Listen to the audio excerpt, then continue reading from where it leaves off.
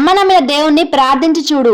మీ అమ్మ ఆ దేవుణ్ణి నమ్ముతుందనే కోపంతోనే నేను చంపాను, కానీ అదే దేవుడు సహాయం చేస్తాడేమో ప్రార్థించు అని చెప్పడంతో నాన్న చెప్పిన విషయానికి బాధపడుతూ తల్లిని తలుచుకుంటూ గట్టిగా ప్రార్థిస్తుండగా తనకి ఆకాశం నుంచి దేవదూతలు దర్శనమిచ్చి తనకు అర్థమయ్యే భాషలో సువార్తను చెప్పి గురువప్ప చేయి పట్టుకొని అడవి నుంచి దేవదూతలు గుంటూరులో జరుగుతున్న క్రీస్తు సభలకు తీసుకెళ్లారంట.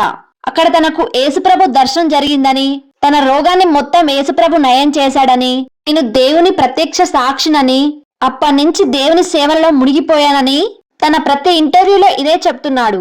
తన స్టోరీనే పున్నమి నాగు సినిమా తీశారని అంటున్నాడు. ఇదంతా నిజమని నమ్మడం కొంచెం కష్టమే. గురువప్ప గురించి వాళ్ళ కమ్యూనిటీ వాళ్ళే నమ్మడం లేదు.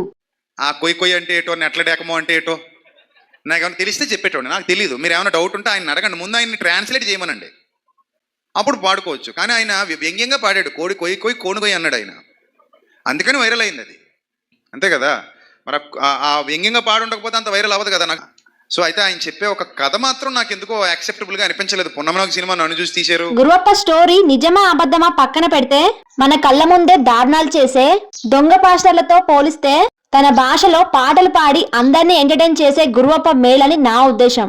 గురువప్ప గురించి మీరేమనుకుంటున్నారో కామెంట్ చేయండి. వీడియో కనుక నచ్చితే please like and subscribe my channel.